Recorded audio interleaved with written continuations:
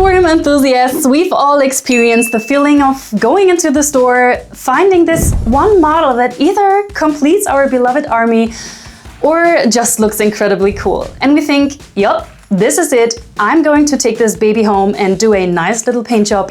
And then 3 hours into cleaning microscopic mold lines of a piece of plastic thinner than human hair and painting 4 different textures with 4 different brushes, you find yourself staring out of the window, questioning your entire existence. Every single Warhammer hobbyist has a shelf of shame. That dark corner on the desk where half-assembled, primer ruined or completely abandoned models go to die. And I wanted to find out exactly which kits cause the absolute most hobbyist PTSD, broken paint brushes and sheer existential dread. So I asked my community over on Instagram to give me their most absolute horrible rage-inducing miniatures to build and paint. And boy, you guys did not disappoint. The sheer amount of shared trauma in my DMs was staggering. I took your answers, filtered out the tears, and compiled the definite list. So grab a soothing beverage, put down your finest saber brush if you want to keep it safe, and let's dive deep into the 25 Warhammer minis that are a pure pain to paint.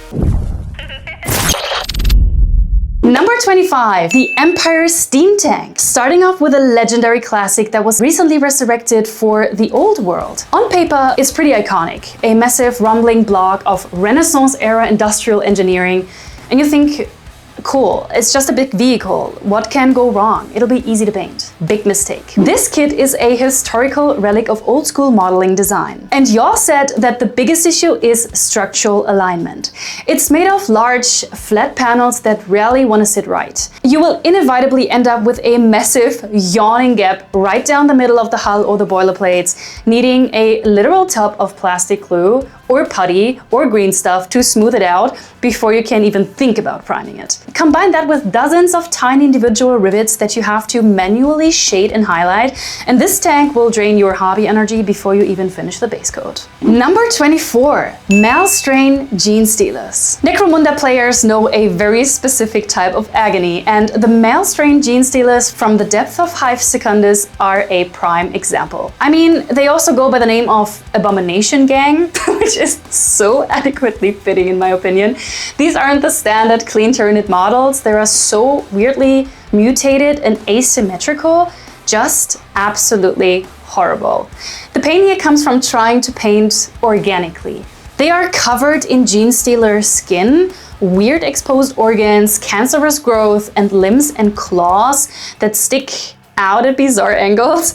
Trying to get that smooth blending transitions on a skin texture that is intentionally designed to look diseased is incredibly frustrating. I know because I painted them myself. You never know if you did a bad paint job or the model just is sculpted to look gross. An absolute nightmare to paint. Number 23, Old School Nagash. And as a relatively young miniature painter and Warhammer enthusiast, I love to see this model in this ranking because I think he's so cool, and I am actually so envious of all the people who got to paint him in real time in the 90s. If you know, you know. The 90s Metal Nagash is a core memory for veteran painters, mostly because it is widely considered one of the ugliest yet most legendary miniatures Games Workshop ever produced. Because he's made of solid metal, it weighs about as much as a brick. Balancing those heavy chunky metal pieces together with old school super glue while praying they don't snap is step 1. Step 2 is trying to paint it. The proportions are completely wild. He has a massive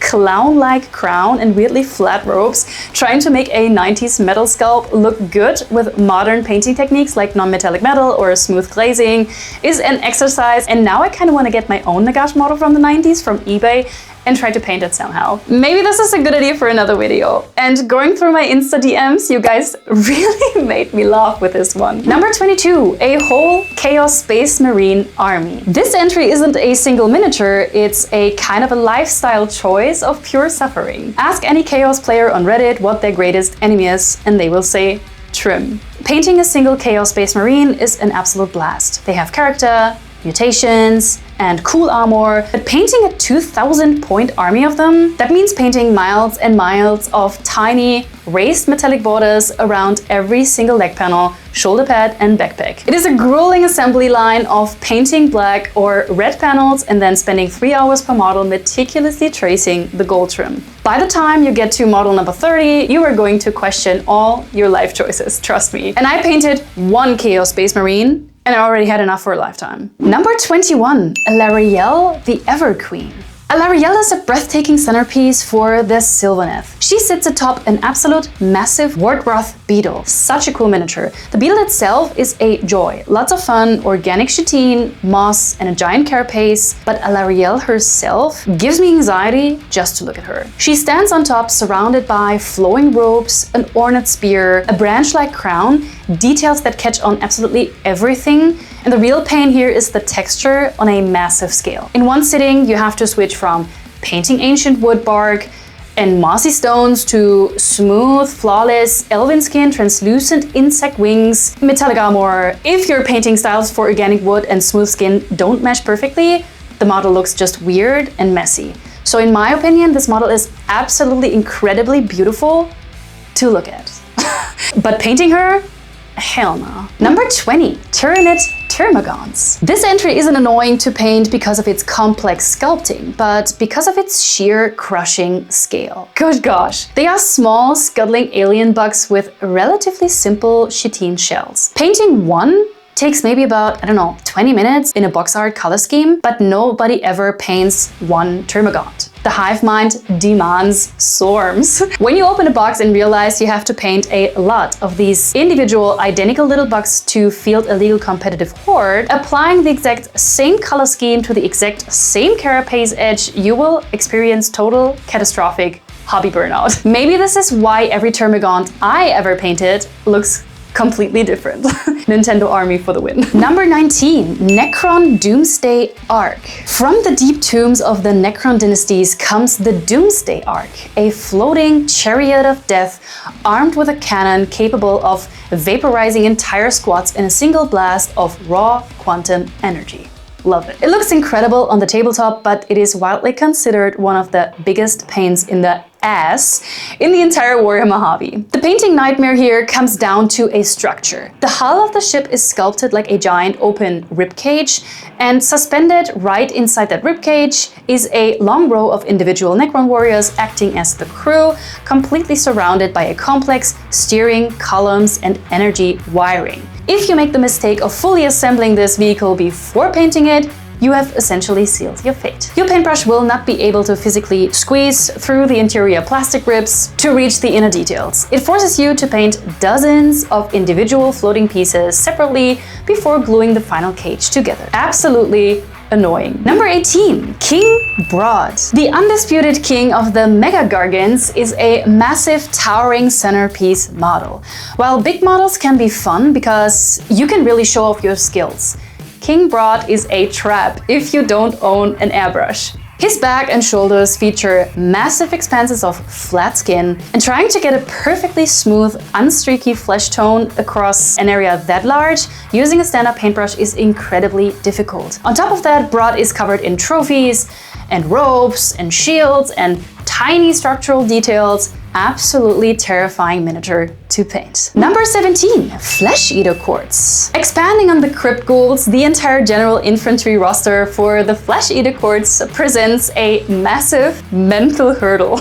When you paint an army like Space Marines, you get to break up the monotony by painting gun casings, eye lenses, pouches, and different ammo panels. With Flesh Eater Courts, an entire unit is just pale, sickly, ghoulish flesh. You are applying the exact same flesh wash on the exact same skin across 50 models. It becomes a psychological marathon where your brain completely turns off and hobby burnout sets in hard. If you do it right, they can be the most amazing miniatures showed us with this Golden Demon winning entry from 2025. I mean, look at him, so cool. If I want to paint it, nope. Next, number 16, the Reaver Titan. Scale is a fascinating thing. When Games Workshop took the massive towering Reaver Titan from Warhammer 40k and shrunk it down, they kept an absurd amount of detail. detail. The problem is that a detail that is an inch wide on a full-size Titan becomes a fraction of a millimeter on an epic scale model. All that iconic chaos or imperial trim, the tiny mechanical pistons, the armor panel borders,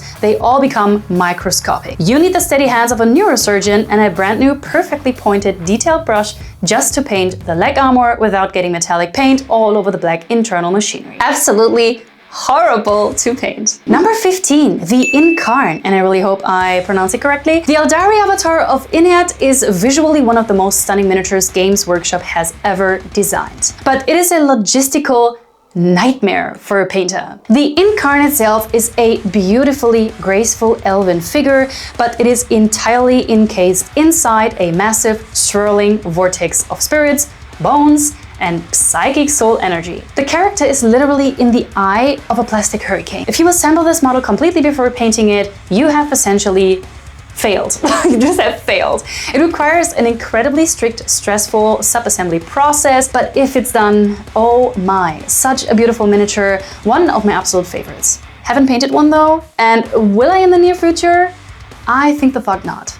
Next, number 14, anything with feathers. Feathers are a universal pain in the miniature painting world. Whether you are painting a massive Lord of Change for Tzeentch or the elegant bird-riding cavalry of the Lumineth Realm Lords, feathers will test your sanity. If you try to use contrast paint or a wash, it's gonna pool unevenly, leaving ugly stains. If you try to dry brush them to save time, they instantly look kind of like chalky and dusty and just ruined. The only way to make feathers look spectacular is to manually edge highlight every single individual feather. When a model has thousands of feathers across multiple parts of wings, well, let's just say you'll be seeing feathers in your sleep. From the shifting depth of the realm of chaos comes Tzeentch's ultimate greater demon, the Lord of Change.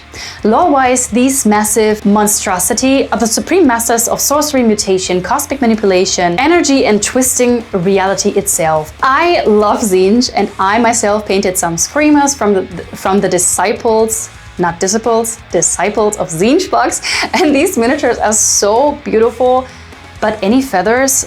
Hell no. For the painter, the Big Birdman is a supreme test of patience. It is a marathon of repetitive brushwork that will make you feel like Tzeentch is personally manipulating your sanity. Number 13, Be'lakor, the Dark Master. As the first of the demon princes and a creature of ultimate shadow, Be'lakor is an absolute powerhouse of lore. He is a master of illusions, a colossal entity of pure terror who commands the shadows themselves to slice through mortal armies, leaving nothing but darkness and dread in his wake. For the painter, however, Be'lakor presents a massive paradoxical trap. The texture nightmare of painting monochrome.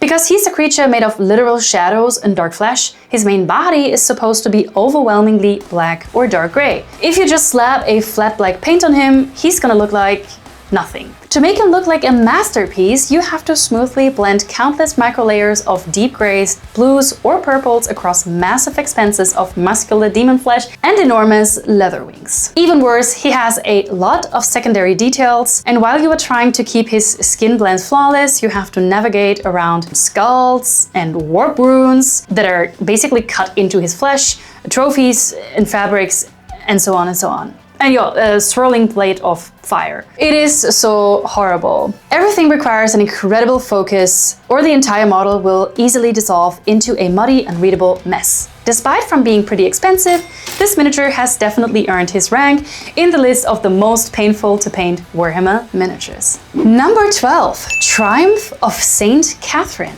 The Triumph of Saint Catherine is less of a miniature and more of a huge historical diorama. It consists of 6 individual Adeptus Sororitas infantry models, all marching in a funeral procession around a central, highly detailed coffin, all mounted on top one single massive base. The painting challenge here is purely mental and, of course, structural. Each of the 6 sisters represents a different order, meaning they all have unique relic details, distinctive robes, specific color accents, and so on. Trying to paint 6 entirely different character models simultaneously while keeping everything cohesive can be exhausting. It feels like painting 6 separate characters, but you can't even separate them to work on them comfortably. Number 11, rubric marines. Thousand Suns players, I salute your unmatched patience. The rubric marines are legendary in the community for causing hobby burnout. First, you have the standard Chaos Trim Hell, which is already bad enough in my opinion. But then you look at their iconic Egyptian style helmets, and don't get me wrong, they look so cool. But those crests feature recessed stripes of yellow and blue. There is no trick, no shortcut, and no contrast paint that can save you here. You have to manually sit there with a steady hand, painting a blue line, then a yellow line, fixing your mistakes, and realigning them across 10 to 20 identical models. It is a grueling process that has broken many painters. Some weeks ago, I was asked what kind of models I would love to paint in the future, and I said Thousand Suns. But after hearing your complaints and creating that list, I better change my mind. Next, we are entering the top 10. Number 10 is Ahriman. Take everything that makes a rubric marine difficult, multiply it by 10, and you get Ahriman, the arch sorcerer of the Thousand Suns. This miniature was named several times, specifically in my DMs, so it very much earned its place on the list. Ahriman is a gorgeous, dynamic model, but he is a visual explosion of detail. He has a massive cloak that twists around his body, a highly ornate staff, horns, talismans, skulls, and a literal disc of zinc that he floats on. The issue is layering. His robe folds over his armor in ways that completely obscure his chest and legs. If you don't paint him in pieces, you will spend hours accidentally clipping his beautiful painted magenta robes with the gold and blue paint intended for his chest armor. Absolutely horrifying miniature to paint. But oh my, isn't he beautiful. Number 9, Putrid Blight Kings. Nurgle models are often recommended to beginners because they're supposed to look messy. If you spill a bit of green wash, it's just gonna look like rot, right? Well, that rule does not apply on the Putrid Blight Kings. These models are so densely packed with competing distinct textures that they become a visual maze. A single Blight King features exposed rotten flesh, bloated fat, mutated tentacles, rusted metal armor, wooden shield fragments, belts, open wounds, and fluid-filled boils. Ooh. If you don't execute each of these textures with clean boundaries, the model instantly devolves into a muddy, unreadable brown and green blob. It requires an immense amount of discipline to make them look cleanly disgusting, if you know what I mean. Number 8, Chaos Space Marine Helldrake. I want to begin with saying that I endured this personal trauma just some days ago when I painted my first and last Helldrake, and for whatever reason, thought I'd also add flames coming out of his mouth by using LED lights and adding a Space Marine on a custom graveyard base. The result, what was I thinking? So I can personally say, yes, painting this model is an absolute terror. And I did this during a historical heatwave. I just want to forget. But not only me is completely overwhelmed by miles and miles of chaos trim, also you guys mentioned the Helldrake more than once in my DMs. And on every single Reddit thread, Instagram post, and forum discussion about hated models, the Helldrake is always at the top. The Helldrake is a massive fly mechanical demon dragon, and its wings are made of dozens of overlapping panels, and every single individual panel is outlined in a thick raised metallic border of chaos trim. How delightful. There are literal thousands of these borders on one single model, and it's basically an endurance test that takes dozens of hours of meticulous brushwork just to apply the metallic base layers. Many Helldrakes have been primed black, had one wing painted, and were immediately banished to the shelf of shame forever. For a very good reason, in my opinion, and this is why the Helldrake makes place number 8 in this list. Number 7, the Immolator. The Adeptus Sororitas Immolator tank is a beautiful vehicle, but it features a structural gimmick that strikes fear into the heart of any painter. A massive stained glass window in the middle of the Ganna canopy. Painting clear plastic is a terrifying act of patience. If you get a single drop of plastic glue or primer on that clear window, it frosts over and is permanently ruined. To paint the stained glass, you have to use incredibly finicky transparent paints or inks, which require a completely smooth, bubble-free application, all while meticulously painting the opaque metallic frames around the glass. One slip of your brush and a giant streak of black paint ruins your pristine window. Absolutely horrifying, and it's also a huge huge miniature with a lot of flat surfaces. Number 6, Belisarius Call. Belisarius Call isn't a character model. He's a walking junk drawer of the Adeptus Mechanicus. Lore-wise, he's lived for thousands of years and kept expanding his mechanical body. Plastic-wise, Games Workshop took that literally. He's a labyrinth of wires, vials, books, cybernetic limbs, magnifying glasses, and a massive sweeping cloak. I mean, look at him. What is this? This is insane.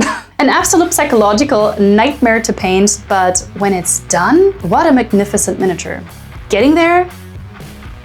I don't want to have anything to do with this. Next, number 5, Biologist Putrefier. Another Death Guard character that looks amazing but is such a pain in the butt to paint. The Biologist Putrefier is the scientist of the Plague Marines, and his entire design revolves around his wreck of blight grenades. I mean, you can see in the picture that he carries dozens of tiny potion bottles strapped to his waist, his back, and his gear. To make these look good, you can't just slap green paint on them. You have to paint them to look like glass jars filled with toxic liquid. And that means painting a dark liquid line, a bright transparent glaze, and a tiny white dot of a light reflection on dozens of tiny spheres. It is a repetitive macro level detail task that will make your eyes melt. But he looks cool as fuck though. Do I want to paint him? Absolutely the fuck not. Number 4, Tyranid Hierophant Biotitan. What a model.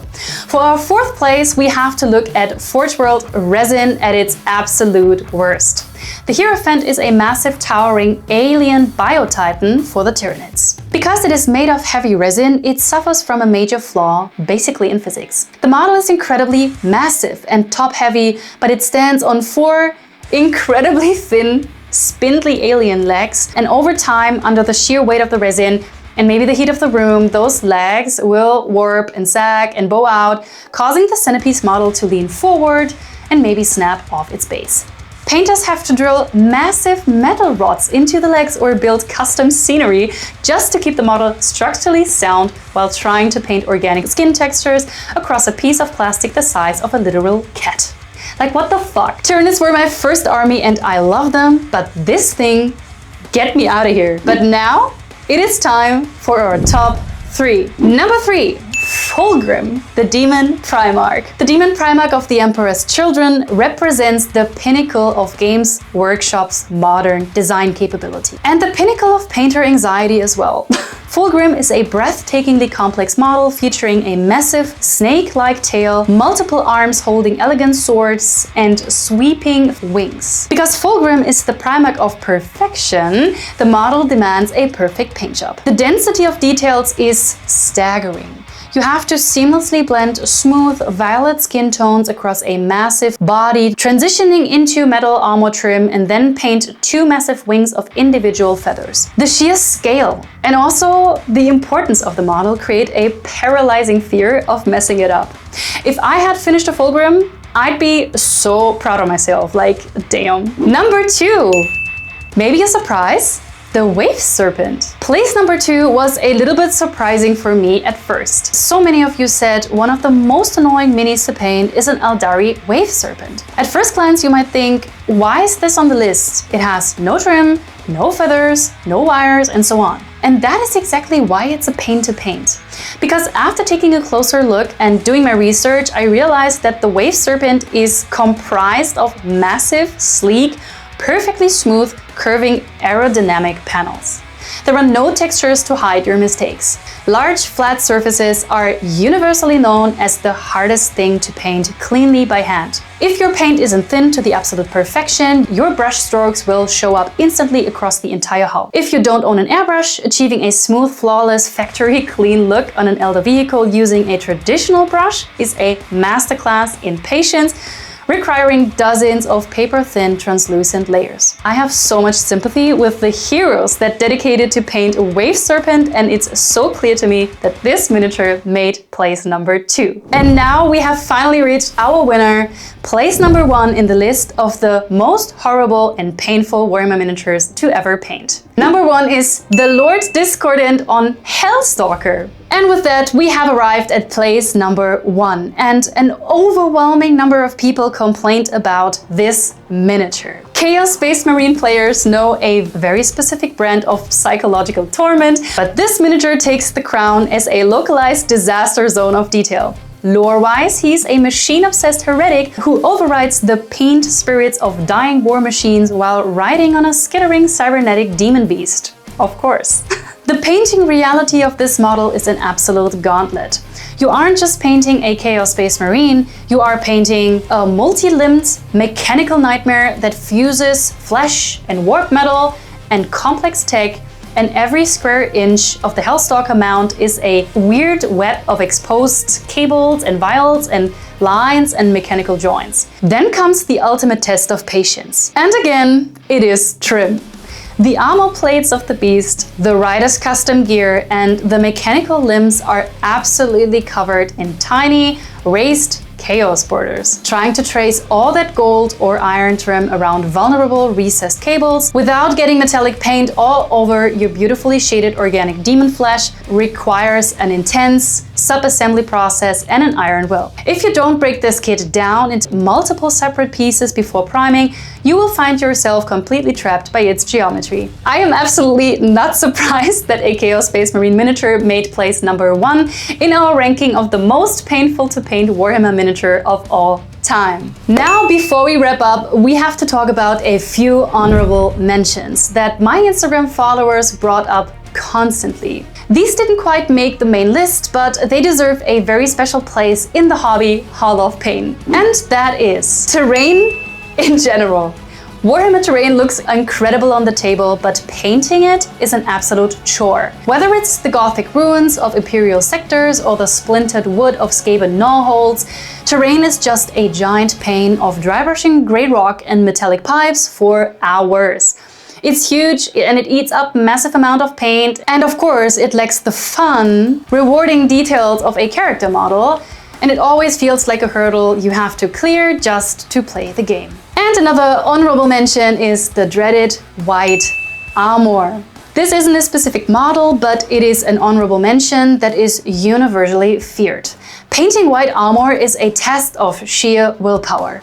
While acrylic paint has notoriously chunky pigments that go on streaky and chalky or clumpy if you aren't careful.